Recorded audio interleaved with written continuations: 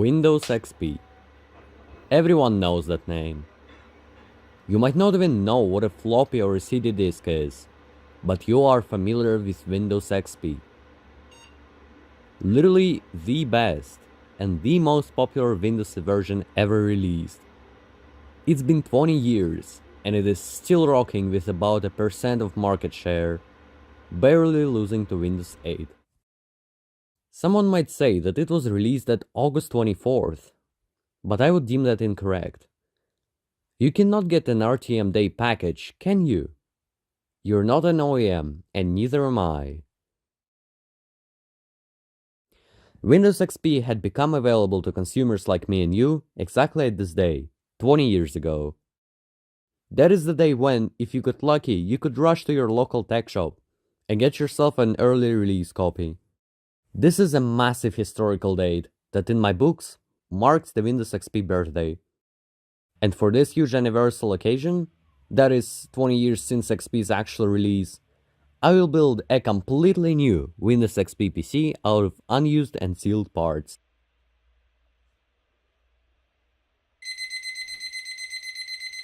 It took me close to 1.5 years to capture all the components and get them shipped to my majestic country. I don't even want to mention what kind of shipping costs I had to face, especially for chunky parts. But the idea of building the all-new Windows XP computer, it was my dream.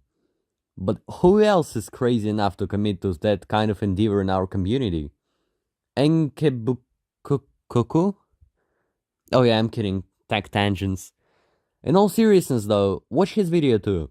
It's nostalgic experience for boys from a previous millennium, and it is exactly what drove me to make a video of this kind myself. Many people of the time built computers with an intent to play games, as it was revolutionary back in the day. You could have a device way better than an arcade machine at home, free of charge, always available. Now I'd like to put it out straight, I'm not a gamer. As weird as it might sound, I don't care about games. Instead, I'm a power user and a developer. I'm not building that computer with the purpose of gaming. Therefore, I was not aiming for crazy good specifications of that era. I was going for an average home computer of middle 2000s. Many of us early 21st century dudes had something like this, and I thought it would be awesome to build a time machine and bring back all the childhood memories and fun we've had back in our day. All the parts have been sitting on my shelf for quite a while, and I can't be more happy to finally unseal them. Let me show you everything I got for the great celebration. A keyboard, a mouse, a webcam with an internal mic, a wireless adapter, a processor, a video card, a motherboard, 2 hard drives, RAM, 2 optical drives, a floppy drive, a USB card, a bunch of sealed connectors, speakers. What's wrong with these? Gotcha, here are the real speakers. A sealed copy of Microsoft Office 2003. And most importantly, a sealed copy of Windows XP. Additionally, I got an old new computer case. We don't get enough of these. I'd kill for one manufactured today. A 5x4 monitor. We don't get these at all either. And a brand new old style power supply. It was obviously made somewhere this year. I decided not to order a power unit from 2000s. You know, I don't want to ruin the rest of the components previously shown.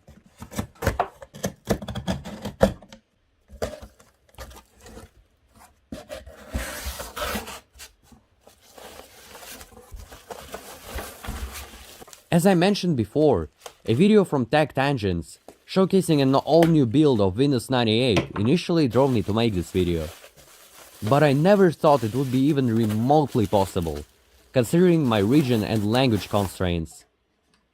One day though, as I was surfing a local tech shop, I found an old socket 478 motherboard. I thought, It was a perfect beginning to a project like this, especially that it had the design for Windows XP logo.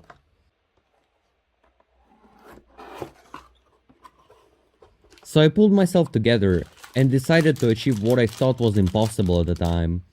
I ordered that motherboard, which was last in stock by the way, and started to roam around the internet markets for the long forgotten sealed hardware. I managed to get most of the stuff from eBay at a bargain price. But yes, before you ask, the shipping indeed killed it. Some of the components I got from Russia. Pretty unbelievable, right? Well, the parts I got in Russia didn't have any Russian labels, since their boxes weren't intended to be a part of an advertising campaign, or them being in English was a part of a master plan. I managed to scavenge a motherboard, a monitor, and a power supply in my land.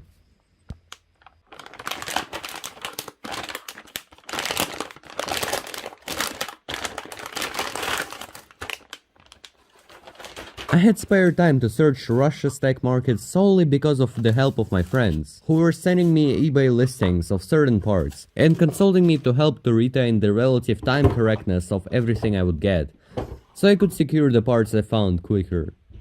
Especially Tyson 100. Props to you, big man. Let's get to the meat of this video.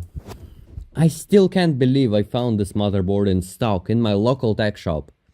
It's not only feature rich, but it's fully period correct, coming with the 865 Northbridge chipset and the 478 socket, which the Pentium 4 processor will go into. It was the first Intel processor supporting the hyper-threading technology along with the Xeons, and the one I have on hand is clocked at 3 GHz. That processor was an iconic part of that era.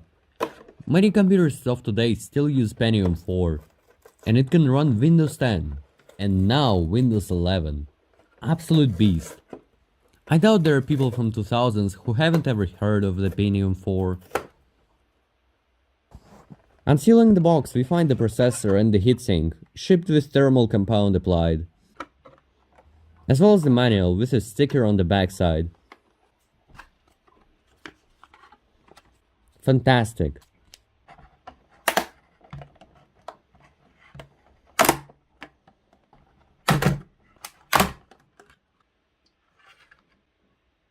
That heatsink needs some work though. The compound is so dry I can draw in it. That's one ugly smiley face. Let's get rid of it. I'll just scrape it off with my handy tool and finish it up with some gasoline.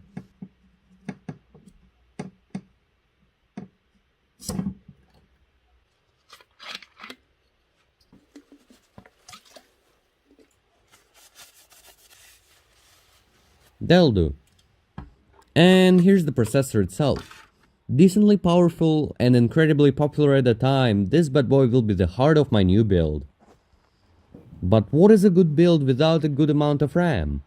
I decided to get an excessive amount worth of 2 gigs for this. Why? Well, I imagined the year 2004 and how exactly I would build a computer back in the day. If I were sent back in time and had my hindsight erased, I would go for a future-proof computer. A lot of memory is probably the cheapest way I could future-proof the build back then. So here I am with 2 GB of RAM. Both of these came with a manual.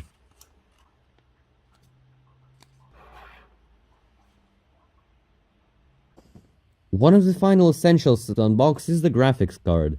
I went with a medium tier one for my build, considering it is not supposed to be a gaming rig in general. I chose ATI because my grandfather's PC used an ATI card.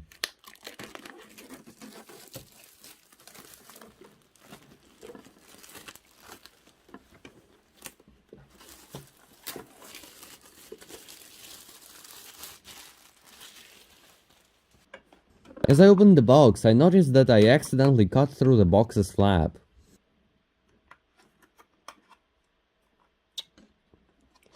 God damn it, man. Not the most satisfying unseal, but it's alright. I'll fix it later. Inside the box there is another box, just far more sturdy. And in it we have the graphics card secure in a plastic compartment. Below there's a thick manual, just as I love it, and a resource disk. No stickers, sadly.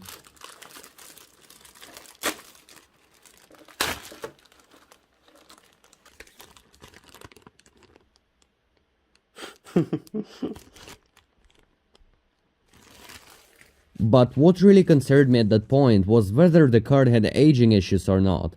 I didn't want to face recapping this card, or even worse, fight corrosion on it, if it was stored in a humid area. Remember, all of this sealed stuff is sold as is, no warranties. We've got all the vital parts unboxed. Now we need to assemble a test build. If a computer passes, all the components are in good shape and pass the internal check.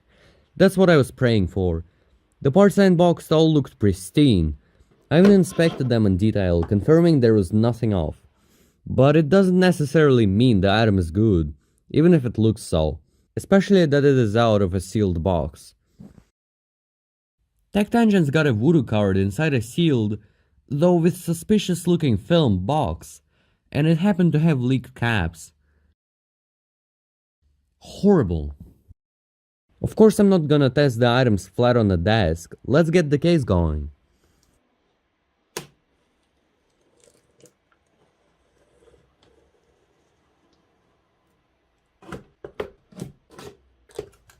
I got a little baby case for this build. Many of you might judge me for the choice, but in the end that's my build, right? Keep it civil, folks. Using my professional measurement skills, I found that this case is only 35 centimeters tall. There are many eBay listings offering ginormously tall cases, most of them beige. I kinda dislike that form factor, so I searched for a long time and finally found this little guy. Conveniently, it was also of black color and topped up with features. I couldn't wish for more.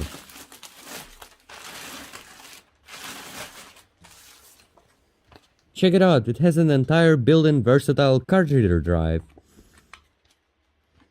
There's a comprehensive manual on how to build it too, with a product registration card. Too bad the company is gone, so you can't register at this point. The metal is of medium thickness and feels solid. It is mostly an issue with newer cases, where they use foil thin metal as a base. Thankfully, it's not the case here.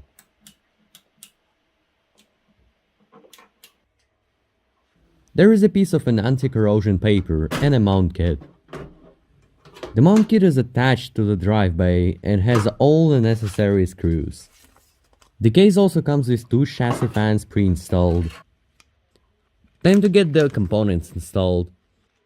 First comes the PSU.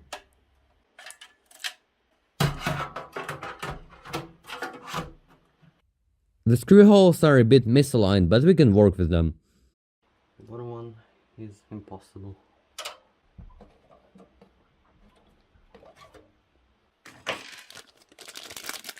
The eye shield snaps right in. Beautiful.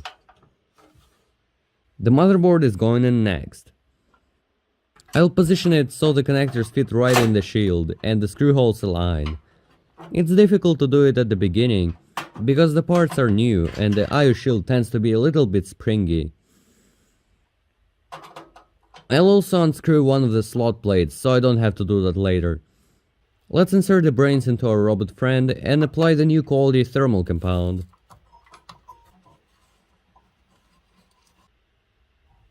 Put on the heatsink, nice and easy.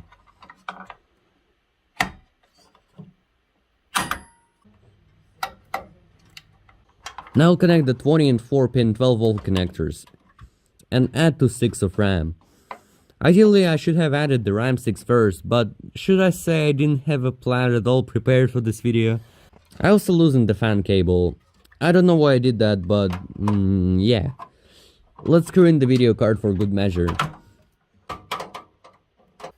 I finished connecting the power button wires off camera simply because the angle I'm generally filming from is quite awkward. But the angle I have to employ to film the bottom of the case from the top is literally inconceivable. Notice how I didn't mention any speaker wires. That's because there aren't any. The case doesn't include a PC speaker. That's a shame, but I can easily order one myself. The test build is ready to go, but I need a monitor to see the output as I can hear it. I would have unboxed a monitor for a quicker post anyway, but I can't stand waiting in situations like this. Meet the stable of 2000s. A less than 20-inch 5x4 LED monitor. Perfect. Go LED. Go green. Inside the box we have a stand, a power cable, a VGA cable, a manual package, and the monitor itself.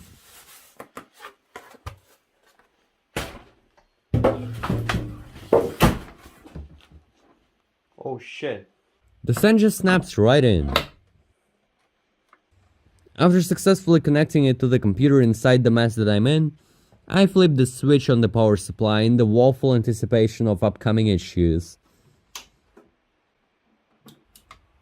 As I press the power button, the fan starts spinning. I can see a picture on the screen and it increasingly concerns me. I built many computers of different eras and I wouldn't accept this one to be a fail. But then, the green light of hope appears.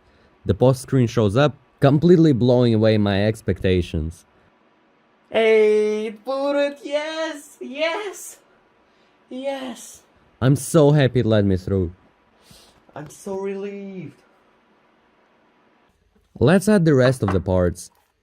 But we have to unbox them first as it goes. The floppy drive. The DVD drives.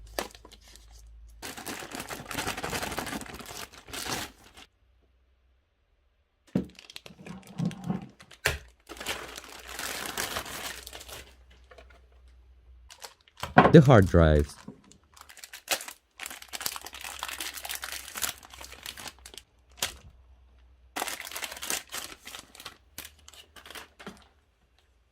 Can we just appreciate the design of the Western Digital 80GB drive? I think it's the best looking drive ever manufactured. Too bad nobody inherited the idea of coloring the lids as a standard. The black color is easily my favorite, compared to the default sheet metal one. The wireless adapter by Cisco Systems.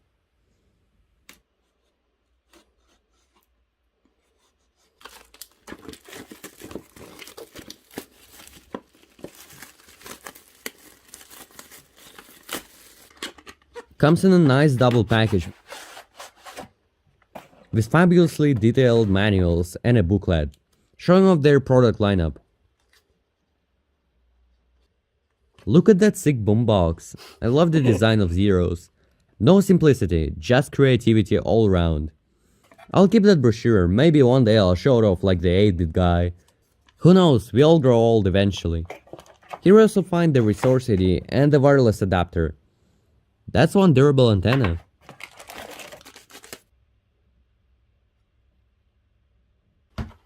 The PCI and the PCI Express card. God damn it, China.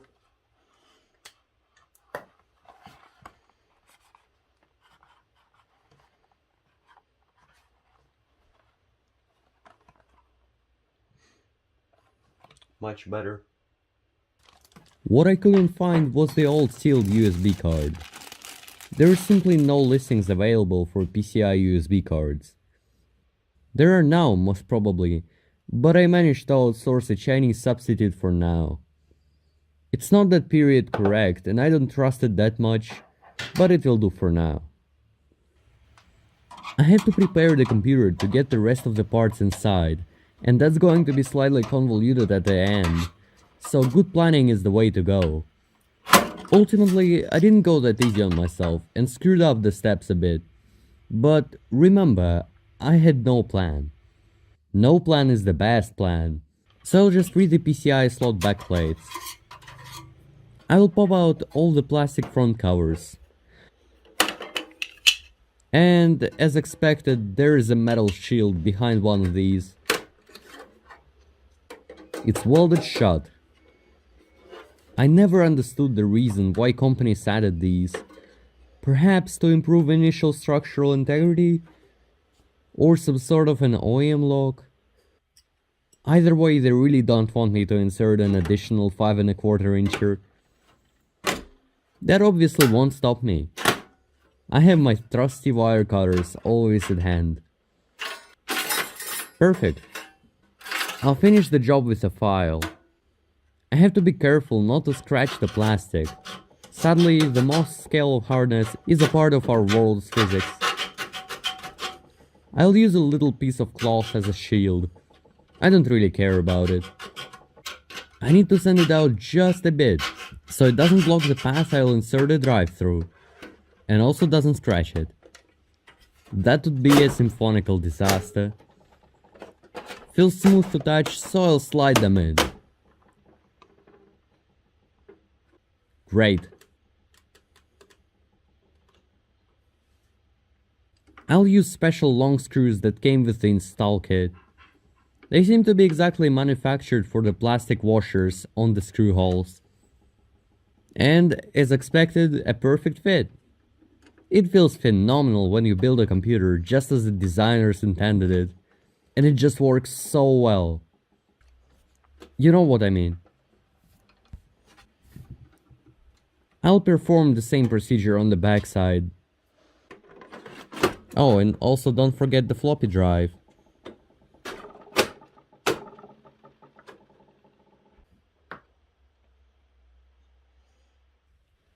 Now let's insert the bigger hard drive. There are two drive bays in this almighty little case. One under the card reader and one at the bottom of the case. They're moderately apart, but I assume that's due to the specific layout of that case. The designers intended a chassis fan, which is pretty immobile and takes up a lot of front wall space. The bottom compartment can be accessed by unhitching a tiny screw at the bottom of the case and sliding it out.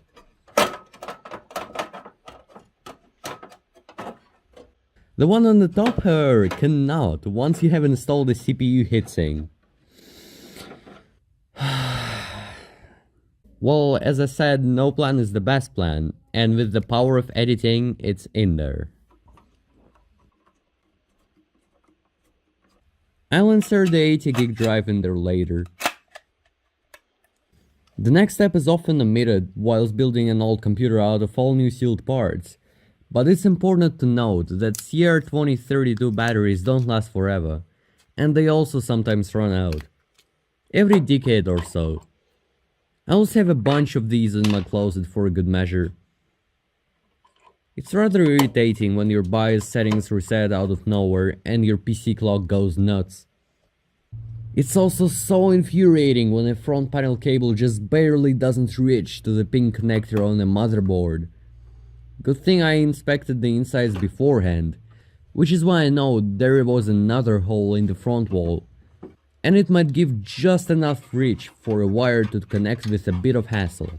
I popped the front face out and rerouted the wires through a more desirable opening.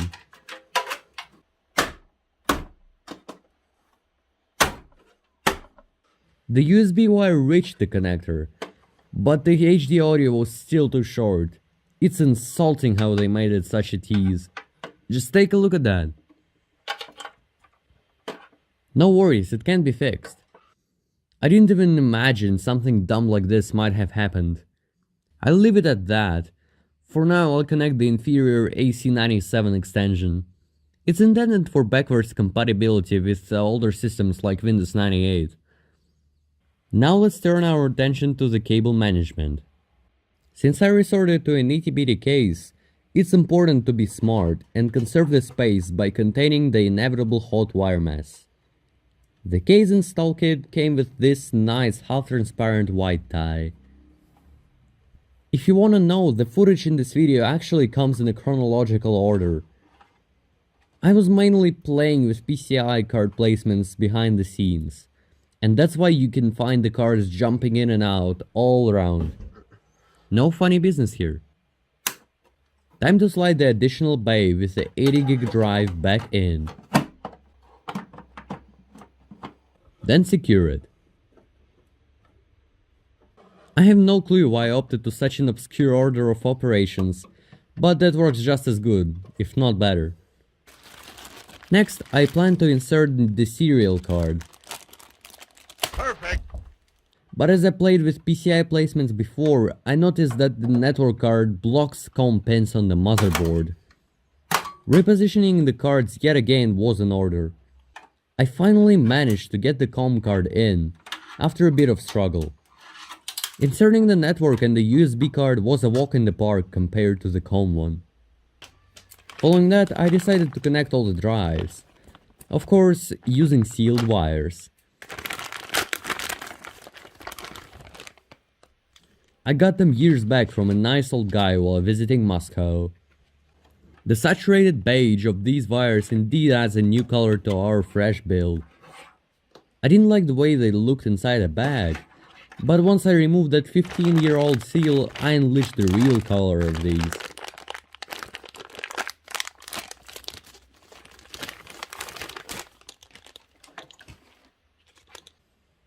Let's connect the Molex wires.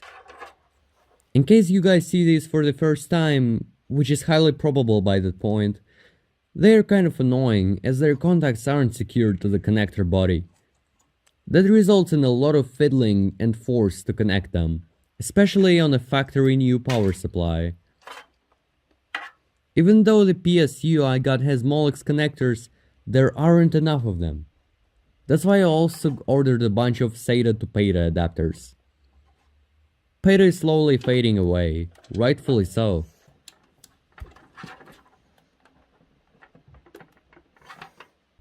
Finally, I'll set the jumper caps. I had to borrow one from an old and not functioning drive, as the 340 gig drive came without it. Everything else conveniently had them.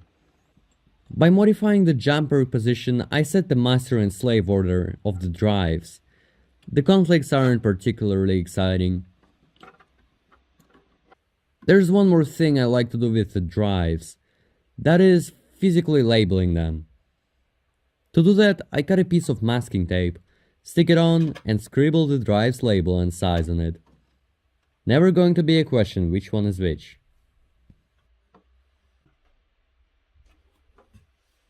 This case went from a lightweight box that I could easily relocate with a single hand to a solid full-blown computer that weighs about 7 kilos by feel. I'll close the lid, fasten the adapter antenna, and at last we can try firing up the complete build. Excitement intensifies.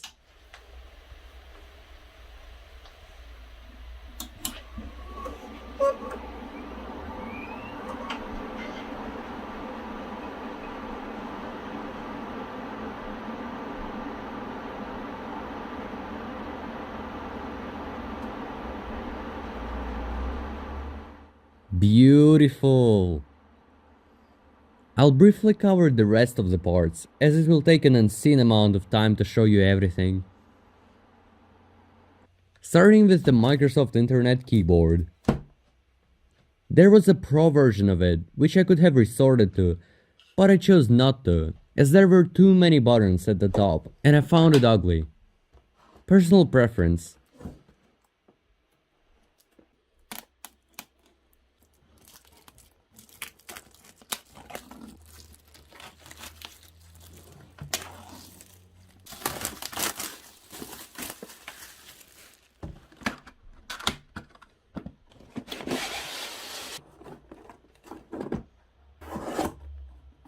Inside the box we find the armrest,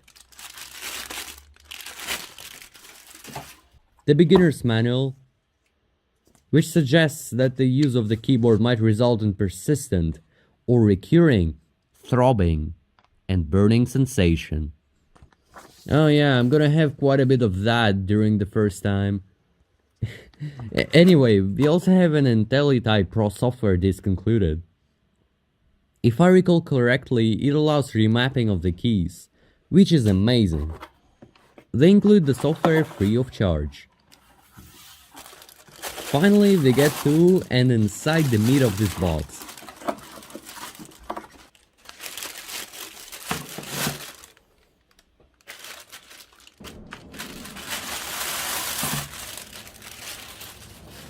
The keyboard features a standard PS2 connector, And yet another health warning, which I apparently cannot remove. The keyboard feels amazing for its rubber dome switches. Could give up my Mac for this one, I'm not gonna lie. Which I did, by the way. I'm currently using it to edit the video. Attaching the armrest and extending the feet really makes the Microsoft keyboard shine.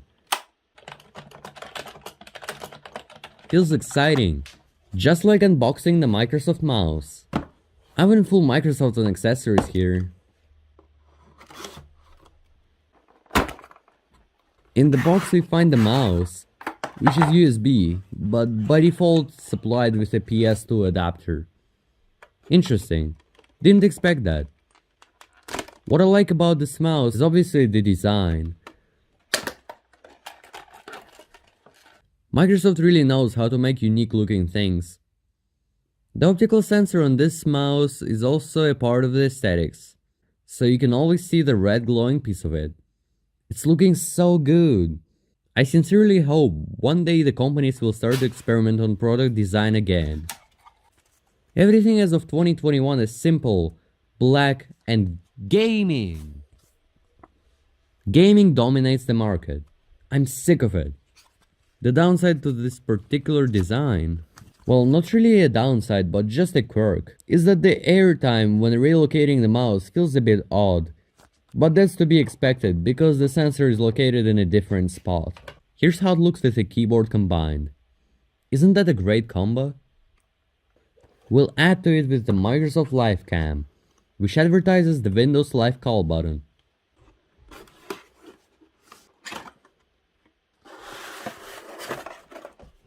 It comes with a far more colorful manual than the keyboard and the mouse ones do. The multimedia world has higher standards to this kind of stuff, I guess. Unsurprisingly, there's also a software disk, and there's the camera itself.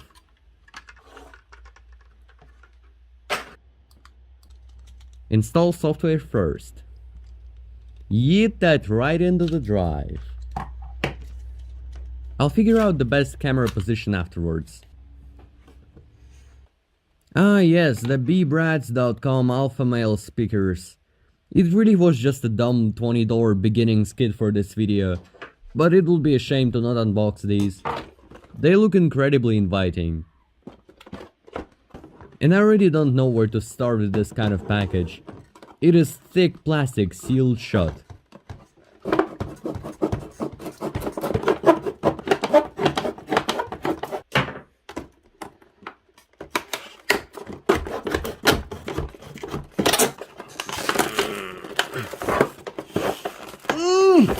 Come on.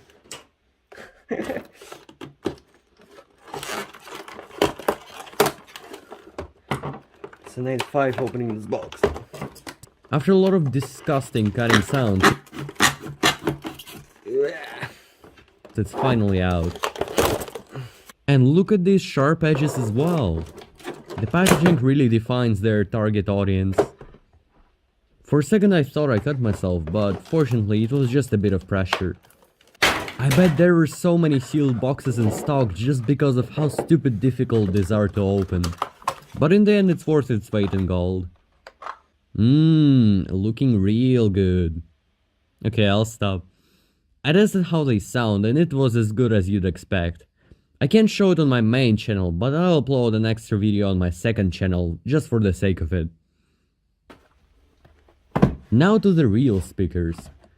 I know they aren't sealed, but they don't come with a seal from the factory anyway. The seller claimed the condition was an open box, which sounds about right. The box has seen better days, but the speakers are looking brand new. New plastic smell, everything textbook, but the cable ties are definitely not from the factory. The main issue with finding perfect speakers was my unfortunate location. We have Euro plugs in Russia. That means I can't order anything from countries like United States or United Kingdom, for instance. I know that I can use a converter, but the voltage here is also different. We have 220 volts, whilst United States, for example, has 120. That makes it unnecessarily hard to find parts like this. I don't want any trash setups with 10 converters plugged in each wall outlet I have. I don't have anything to say, these speakers look like al dente to me. Lo and behold, this is the full setup as of now. Let's boot her up.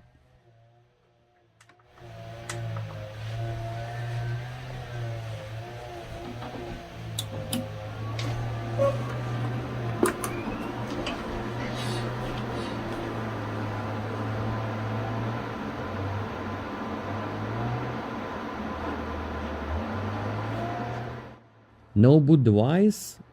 I wonder how I could fix it. I'll be honest with you, I've been waiting for this exact moment for more than a year. This guy was sitting on my shelf day after day, unused. But everything must happen eventually. Let's experience that together.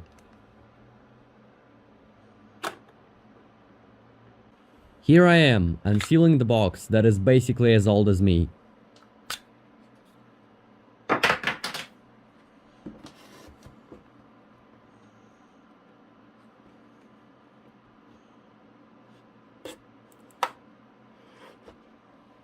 It's astonishing how through the time this box made it into my video, practically unscathed, almost in a perfect shape. It feels weird more than anything to unbox a relic like this. What if that's going to be a crime centuries later? Nothing was going through my mind during this historical part of this video. In that box resided something I wasn't expecting to see. It was a folder. Just a folder. I was thinking to find some kind of hardened cardboard inside that, but no, it was just a folder. That's pretty clever, Microsoft. Let's open the Windows folder and navigate to the wait. That's for another video. The Windows folder consists of 3 pages. The one to the left has all these little tidbits for show.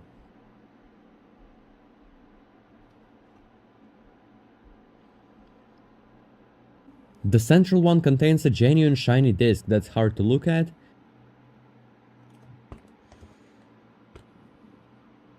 And the one to the right contains an entire book.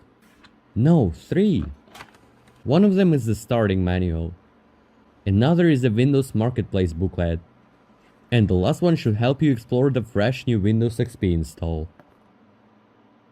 We can't read that yet, confidential. The book quality is better than I expected, honestly. It contains all the technical tips on how to get Windows XP going.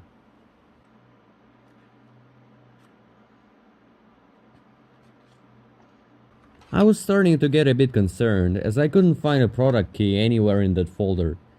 But then I decided to take out the disk and saw this. And sure enough, that was the product key for Windows XP on the back. I had to censor it because I want to keep that key to myself. And now let's address that boot device issue. Here's that shiny disk. Is that a Bliss watermark on the back that I see? Interesting. I'll put it in and start the install.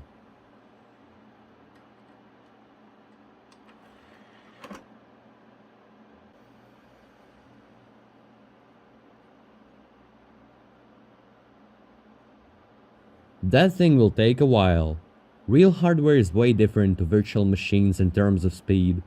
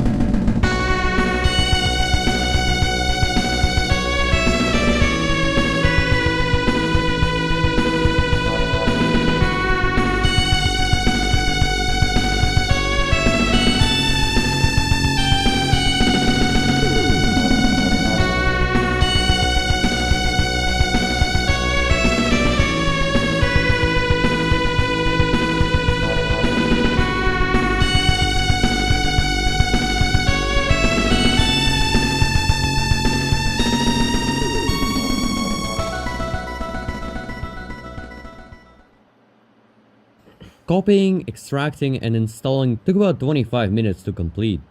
And yeah, I called this computer Ultra XP in accordance with the Ultra XT case. Plus I think this computer is beyond Ultra in terms of its history and parts. As the first boot up begins, I'm thrilled and I'm waiting for the famous Aobi ambient music. But sadly, I get none. The drivers weren't pre-deployed and the XP disk that I had wasn't targeted to a specific OEM. I got a bit disappointed about this, so I just flew through the setup into the desktop that millions of users experienced for the first time in their life, back in 2000s, featuring that immortal Bliss wallpaper.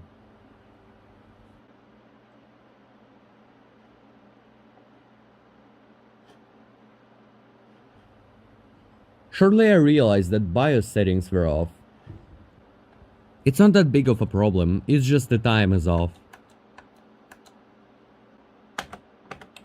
But then I realized that I had 30 days to activate the Windows XP trial that I had. And I changed the time to the future. To the far future. Windows activation is scuffed. I made a few videos on that before. But I knew what was in store for me once I was past the welcome screen. I knew I would have to activate it via phone afterwards. It wasn't supposed to be a part of this video. That left me no choice though, so I quickly made it work.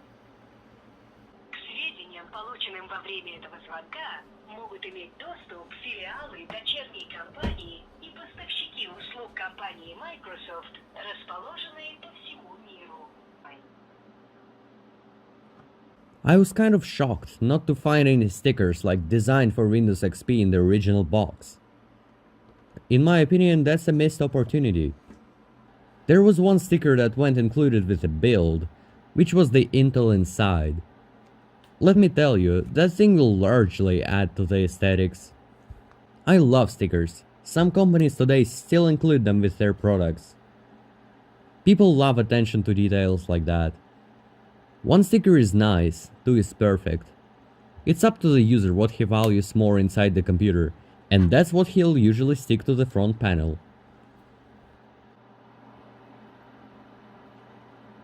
The Windows XP setup is complete, but I still have to install drivers, which is a long process on older systems like Windows XP. It'll take a lot of patience. You Windows 10 guys are spoiled with that process done automatically for you.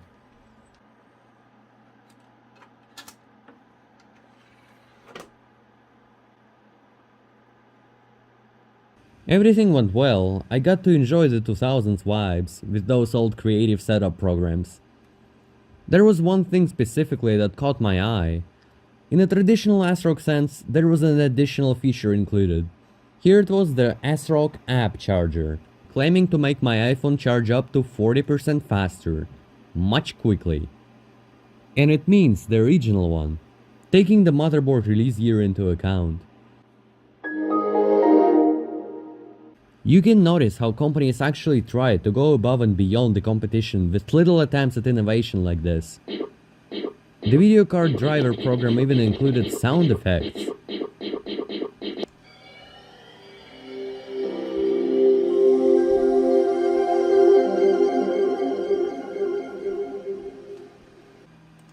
The rest of the driver programs were more or less the same.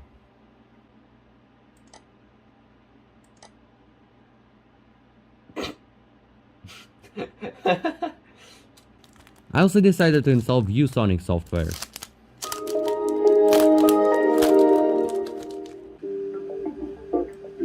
The intro sequence was pretty cool.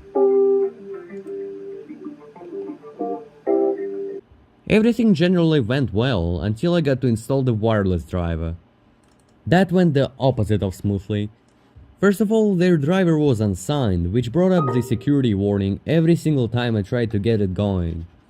Next, even more importantly, it couldn't connect to my home network, no matter how hard I tried.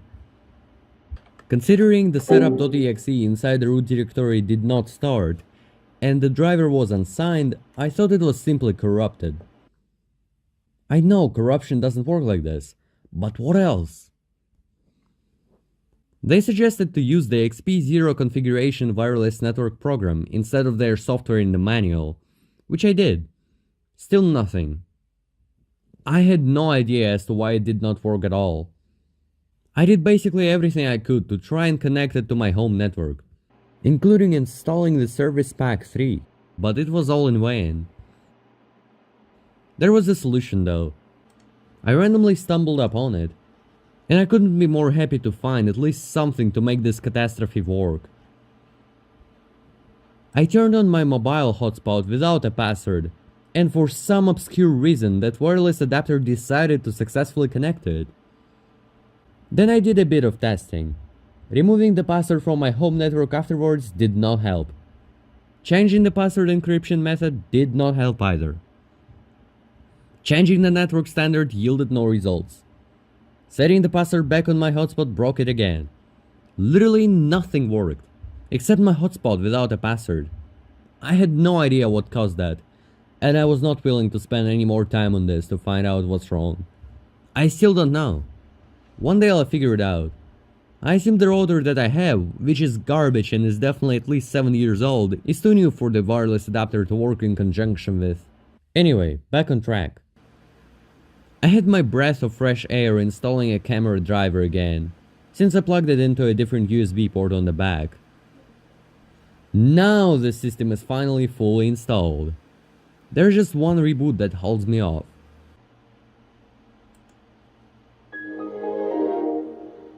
That desktop is looking dull and empty. Much better. I also figured out that camera has focus controls. You just spin the lens to set it up. Here's me, say hi. Does anyone else miss the puppy that helped you search for the files on your drives? It's so wholesome. It's a shame Microsoft killed all the 3D helpers like Clippy and Rover. They've got better places to be.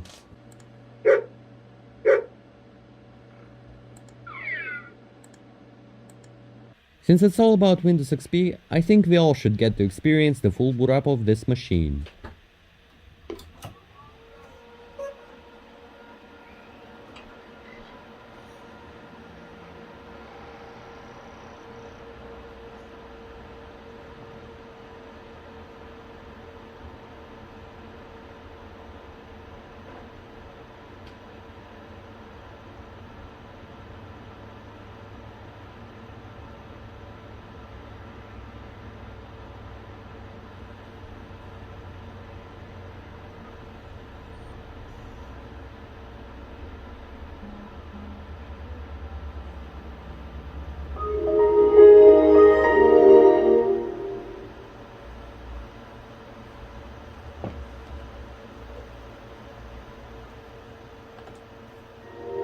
Welcome to Windows XP from Microsoft, the new version of Windows that brings your PC to life.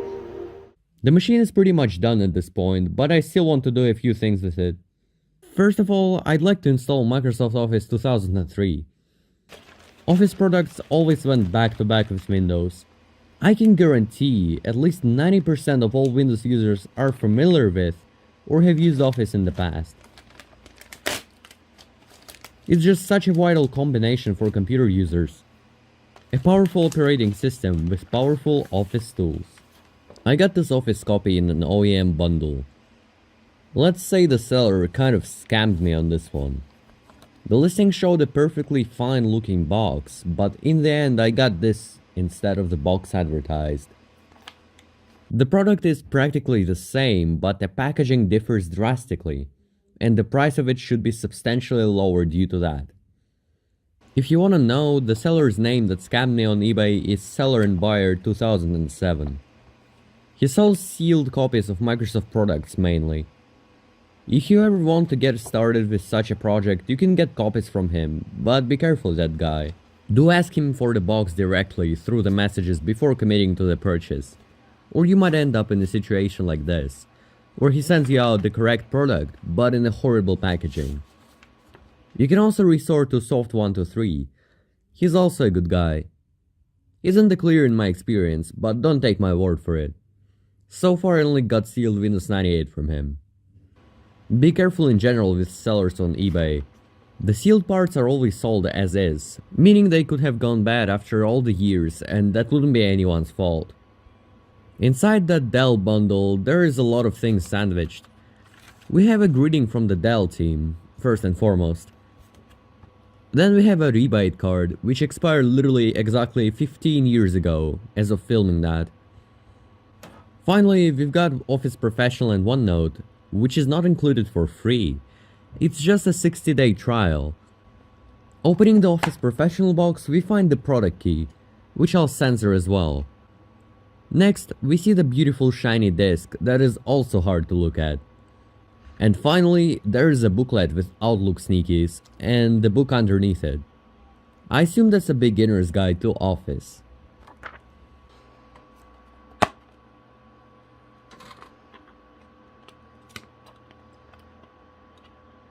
Oh, that's a Wendy's 2 for 1 right there.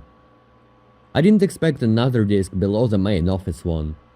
It's Business Contact Manager, which is of my interest. I'll just keep it in there. The installation goes smoothly. I like how that installer looks. Following it up with OneNote, the disk envelope is also nicely sealed.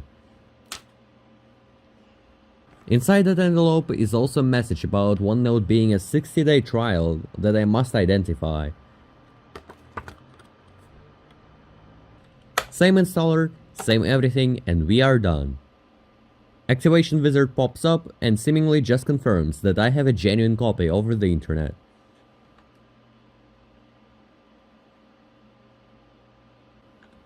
It's a bit weird how they still check such old products for authenticity. Here's where I will write a part of my script for this video.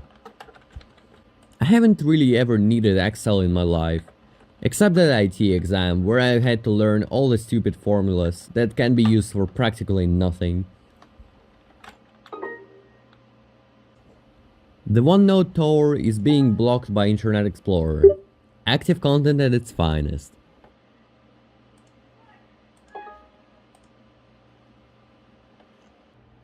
Now let's be real, malware is also a topic on my channel. My favorite era of malware lays exactly between the releases of Windows XP and Windows 8. There is no way I'm gonna let such an opportunity slip by. Let's start a fake Flash player executable, filled with rogues and whatnot. If you've been following my channel, you might recall this part. I made a separate video on starting that exact fake Flash player executable using all the quality standards of that era.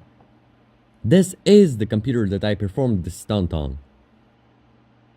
Full disclosure, I know what I'm doing and how to get rid of all the malware that it drops. No, we've been infested with crapware. So it's all contained and controlled, and the machine is safe. I hope Rogue Software makes a comeback one day. It would also be a great shame not to launch the infamous "You're an idiot" JavaScript joke.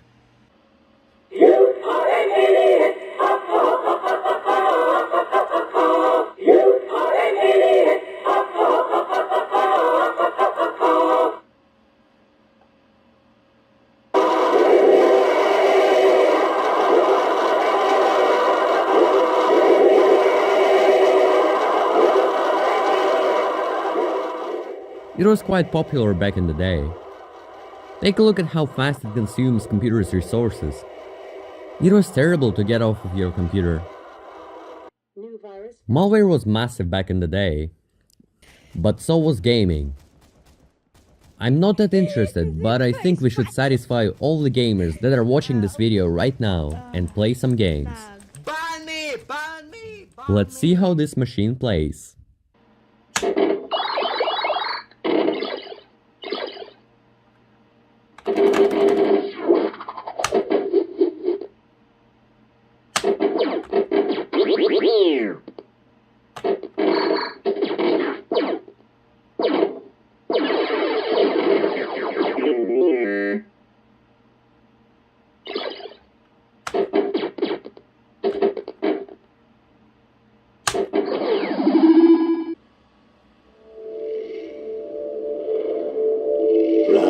and shine, Mr. Freeman. Rise and shine. All its associated groups and players. I also detect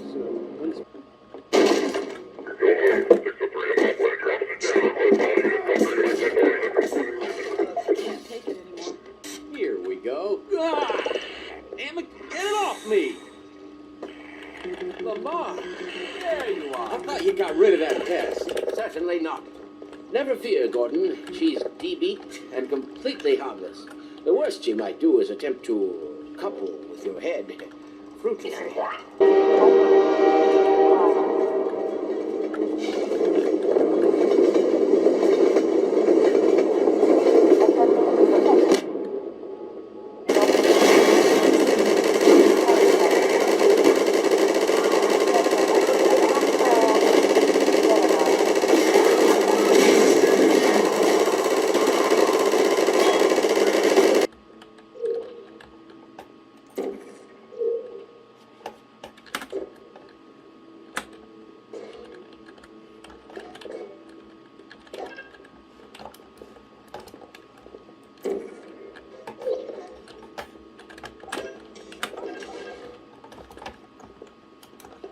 As part of a required test protocol, our previous statement suggesting that we would not monitor this chamber was an outright fabrication.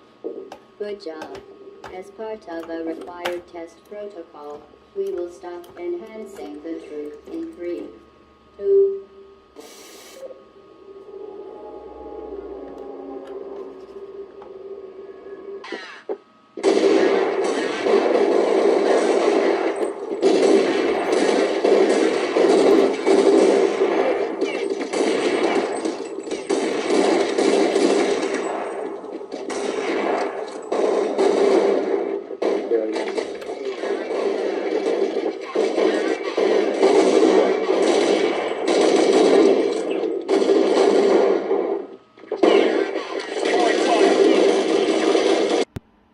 There's one game that I have a physical copy of.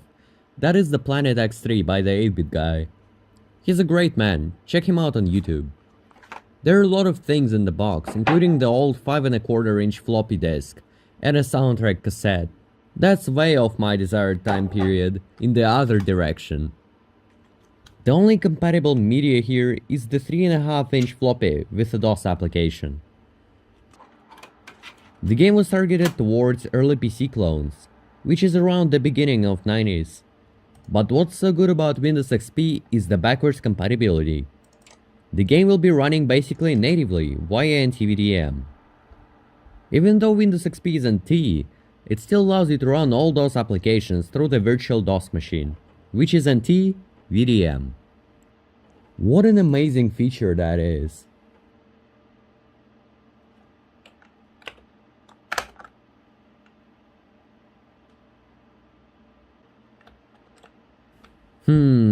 Yeah, the PC speaker would definitely make the DOS games shine. Don't worry, I have it ordered already.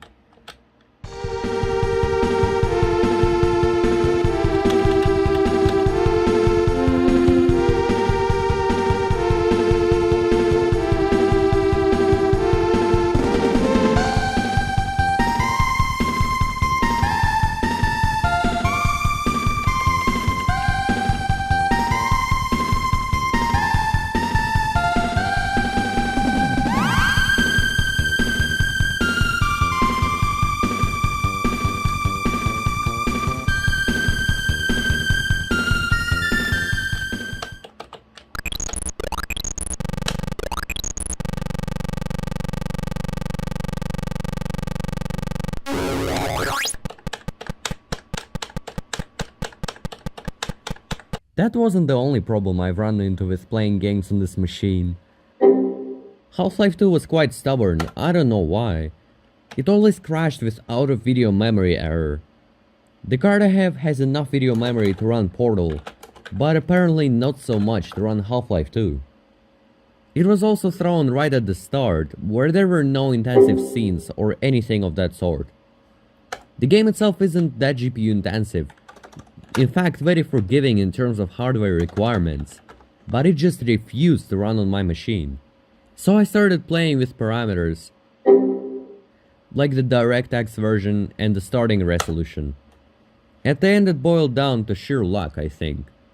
The game just booted no problem, omitting all the parameters I passed to it. It just took a few dozens of tries.